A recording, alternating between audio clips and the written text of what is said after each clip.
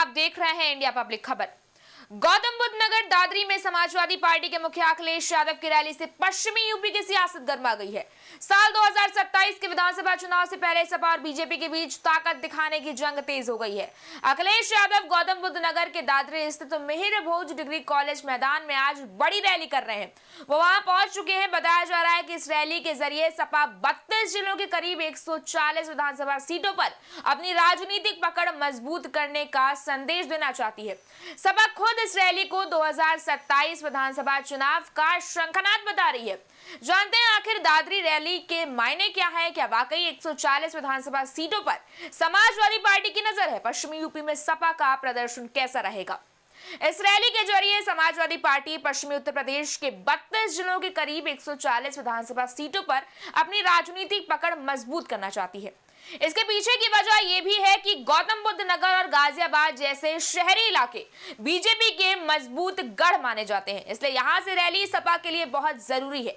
इस रैली को कामयाब बनाने के लिए सपा पदाधिकारी पिछले 8 महीने से तैयारी कर रहे हैं। इस रैली में गाजियाबाद, बुलंदशहर, मेरठ, संभल, शामली, बागपत, नोएडा और ग्रेटर नोएडा समेत जिलों से बड़ी संख्या में लोगों के पहुंचने का दावा किया जा रहा है।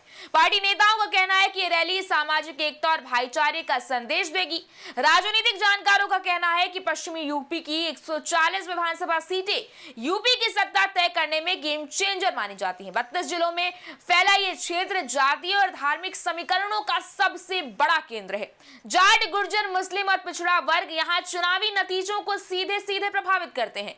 ध्रुवीकरण बनाम गठबंधन, यही यहाँ जीत हार का सबसे बड़ा फैक्टर रहता है। दादरी रैली में विशाल जनसभा को संबोधित करते हुए सपा मुखिया ने कहा कि मीर सम्राट भोज की प्रतिमा का सम्मान करने का मौका मिला है। हमने वो लड़ाई लड़ी थी जब दूसरे लोग हमारा सम्मान छीनना चाहते हैं। अति प्रतिष्ठित जगह है, आपने सम्मान देने का काम किया है। 2027 में सरकार बनाए, हम लखनऊ में स्मारक और रिवर फ्रंट पर प्रतिमा लगाने का काम करेंगे। पीएम मोदी पर निशाना साधते हुए उन्होंने कहा कि कल गैस सिलेंडर की चर्चा करना भूल गए। बीजेपी के एक एक फैसले ने दुख देने का काम किया है, बल्कि किसानों को उचित मुआवजा नहीं दिया। किसानों से वादा करता हूं, हम जब भी काम करेंगे उन्हें 1000 भाव देंगे। दादरी की रैली केवल रैली नहीं, आह्वान भी है। 27 में सामाजिक न्याय वाली पीडीएस सरकार लाने जा रहे हैं। अखिलेश यादव ने बीजेपी पर जमकर निशाना साधा। उन्होंने कहा कि पिछली रैलियों में लोगों को मजबूर कर लाया गया और दुनिया की सबसे बड़ी पार्टी होने का दावा करने वाली पार्टी को सरकारी कर्मचारियों का सहारा लेना पड़ा।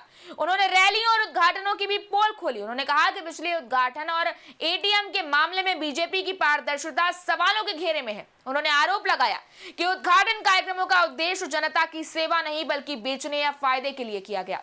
उन्होंने कहा कि नया जमाना है, कोई भी कैमरे से नहीं बच सकता। जनता को वास्तविक स्थिति दिखाने और जवाबदेही तय करने की जरूरत है। अखिलेश यादव इस मंच पर फिलहाल मौजूद हैं। सपा नेता उनका स्वागत कर रहे हैं। उनके साथ फोटो खिंचाने के लिए सपाइयों में होड़ मची है।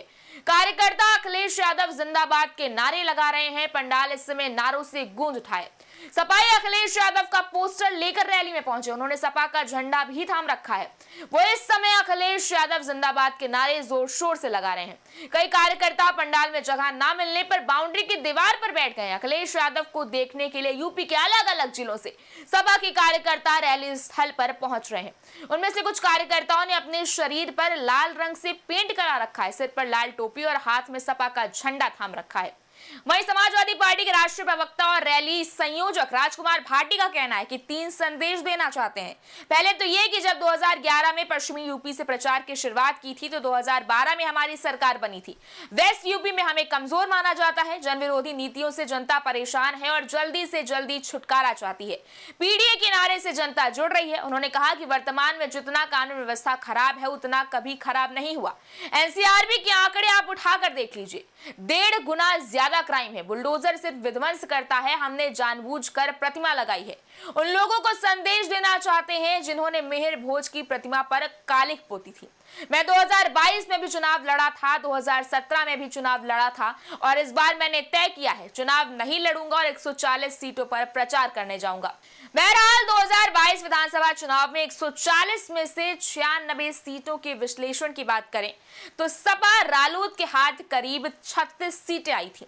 तब रालोद के सपा का गठबंधन था। सपा होने वाली इस रैली को केवल भीड़ जुटाने का कार्यक्रम नहीं बल्कि भाजपा सरकार के खिलाफ माहौल बनाने का एक बड़ा मंच मान रही है। पार्टी पदाधिकारियों का कहना है कि प्रदेश का हर वर्ग मौजूदा शासन से नाराज है। खैर, समाजवादी पार्टी के इस रैली का धरातल पर कितना असर होगा ये तो खैर वक्त आने पर ही पता चलेगा। तब तक के लिए आप जुड़े रहें इंडिया पब्लिक खबर के साथ। अपनी राय हमें कमेंट सेक्शन में जरूर बताएं। इस वीडियो को लाइक करें, शेयर करें, चैनल को सब्सक्राइब करें।